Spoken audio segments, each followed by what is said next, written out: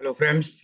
आज का मेरा टॉपिक कर्मकांड पद्धति से प्रदोष व्रत कथा, इसका महत्व, इसकी उद्यापन और पूजन विधि, ये सब हम लोग यहाँ पर पढ़ेंगे। तो चलिए पढ़ते हैं प्रदोष व्रत कथा।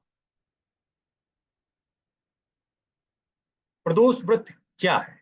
प्रदोष व्रत या प्रदोषम प्रदोष काल में किया जाता है, अर्थात सूर्यास्त के बाद तथा रात्रि का सबसे पहला पहर, जिसे सायंकाल कहा जाता है, उस सायंकाल या तीसरे पहर के समय को ही प्रदोष काल कहा।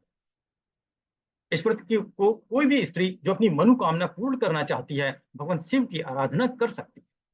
प्रदोष व्रत का महत्व, कई जगह मान्यता व श्रद्धा के अनुसार स्त्री पुरुष दोनों यह व्रत करते हैं। कहा जाता है कि इस व्रत से कई दोष की मुक्ति तथा संकटों का निवारण होता है। यह व्रत साप्ताहिक महत्व भी रखता है।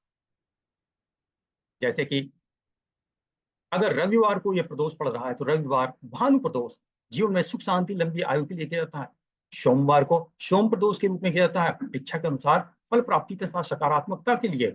मंगलवार को भौम प्रदोष के रूप में मंगलवार के दिन स्वास्थ्य संबंधी समस्याओं व समृद्धि के लिए होता है। बुधवार, इसे सौम्यवार प्रदोष भी कहा जाता है, या शिक्षा व ज्ञान प्राप्ति के लिए किया जाता है।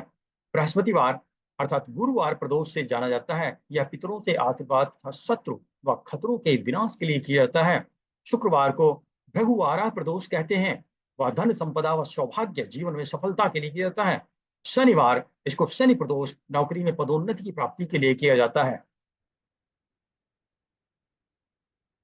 प्रदोष व्रत की पूजन विधि, प्रदोष व्रत में भगवान शिव की पूजा की जाती है। यह व्रत निर्जल अर्थात बिना पानी के किया जाता है।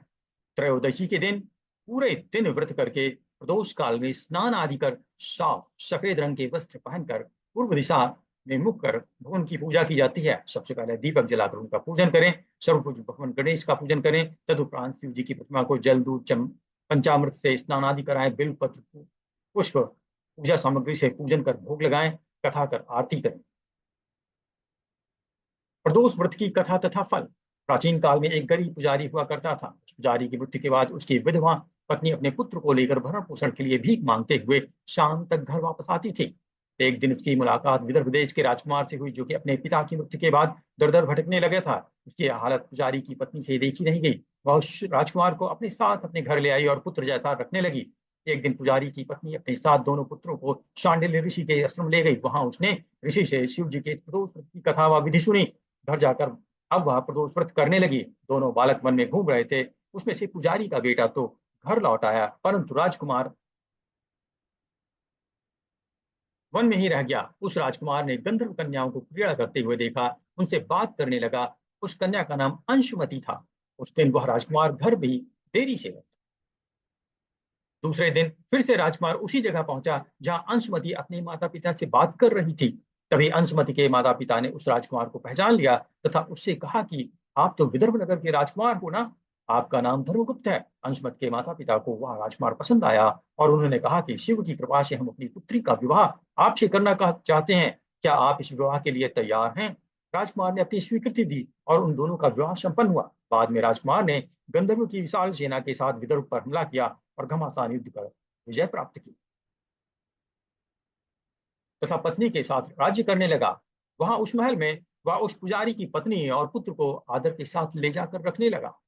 उनके सभी दुख व दारिद्र दूर हो गए और सुख से जीवन व्यतीत करने लगे। एक दिन अंशुमति ने राजकुमार से इन सभी बातों के पीछे का रहस्य पूछा।